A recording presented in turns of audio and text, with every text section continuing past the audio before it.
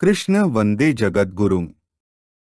पहले अध्याय का 15वां, 16वां और 17वां श्लोक। यदा यदा हि धर्मस्य ग्लानिर्भवति भारत अभ्युत्थानमधर्मस्य तदात्मानं सृजाम्यहम्। परित्राणाय साधूना विनाशाय च दुष्कृतां धर्म संस्थापनार्थाय संभवामि युगे युगे। पहले अध्याय का 15वां श्लोक। पांचजन्य ऋषिकेशो देवदत्त धनंजय पौंड्रं दधमौ महाशंख भीमकर्मा वृकोदरः। ऊपर कहे गए श्लोकों का अर्थ है। अंतर्यामी भगवान श्री कृष्ण ने पांचजन्य नामक तथा धनंजय अर्जुन ने देवदत्त नामक शंख बजाया और भयानक कर्म करने वाले वृकोदर भीम ने पौंड्र नामक महाशंख बजाया। पांचजन्य ऋषिकेशः का अर्थ है सबके अंतर्यामी अर्थात सबके भीतर की बात जानने वाले साक्षात भगवान श्री कृष्ण ने पांडवों के पक्ष में खड़े होकर पांचजन्य नामक शंख बजाया।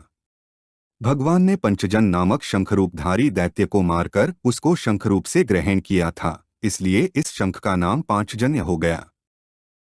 देवदत्त धनंजय का अर्थ है राजसूय यज्ञ के समय अर्जुन ने बहुत से राजाओं को जीतकर बहुत धन इकट्ठा किया था, इस कारण अर्जुन का नाम धनंजय पड़ गया। निवातकुचादि दैत्यों के साथ युद्ध करते समय इंद्र ने अर्जुन को देवदत्त नामक शंख दिया था। इस शंख की ध्वनि बड़े जोर से होती थी, जिससे शत्रुओं की सेना घबरा जाती थी। इस शंख को अर्जुन ने बजाया।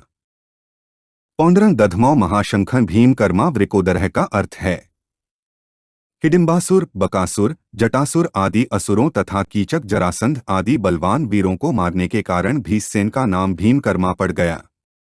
उनके पेट में जठराग्नि के सिवाय वृक नाम की एक विशेष अग्नि थी, जिससे बहुत अधिक भोजन पचता था, इस कारण उनका नाम वृकोदर पड़ गया। ऐसे भीमकर्मा वृकोदर भीमसेन ने बहुत बड़े आकार वाला पौंड्र नामक शंख बजाया। पहले अध्याय का 16वां श्लोक। अनंत विजय राजा कुंती पुत्रो युधिष्ठिरः नकुलः सहदेवश्च सुघोषमणि पुष्पकौ। ऊपर कहे गए श्लोकों का अर्थ है कुंती पुत्र राजा युधिष्ठिर ने अनंत विजय नामक शंख बजाया तथा नकुल और सहदेव ने सुघोष और मणिपुष्पक नामक शंख बजाए। ऊपर कहे गए श्लोकों का अर्थ है अर्जुन, भीम और युधिष्ठिर ये तीनों कुंती के पुत्र हैं तथा नकुल और सहदेव ये दोनों माद्री के पुत्र हैं। यह विभाग दिखाने के लिए ही यहाँ युधिष्ठिर के लिए कुंती पुत्र विशेषण दिया गया है। युधिष्ठिर को राजा कहने का तात्पर्य है कि युधिष्ठिर जी वनवास के पहले अपने आधे राज्य इंद्रप्रस्थ के राजा थे और नियम के अनुसार 12 वर्ष वनवास और 1 वर्ष अज्ञातवास के बाद वे राजा होने चाहिए थे। राजा विशेषण देकर संजय यह भी संकेत करना चाहते हैं कि आगे चलकर धर्मराज युधिष्ठिर ही संपूर्ण पृथ्वीमंडल के राजा होंगे। पहले अध्याय का 17वां श्लोक।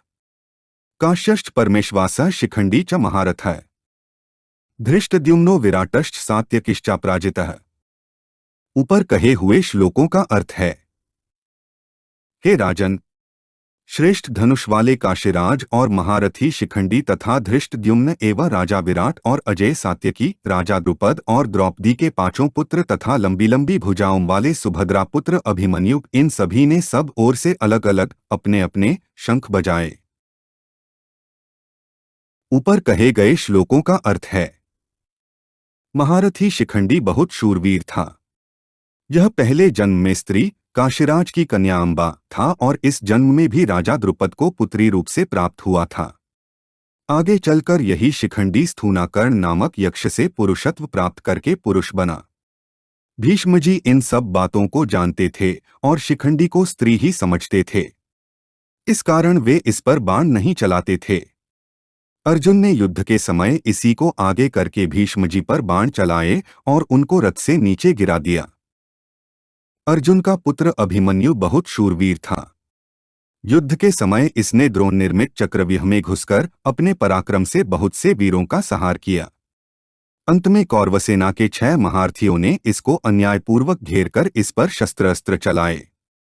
दुःशासन पुत्र के द्वारा सिर पर गदा का प्रहार होने से इसकी मृत्यु हो गई।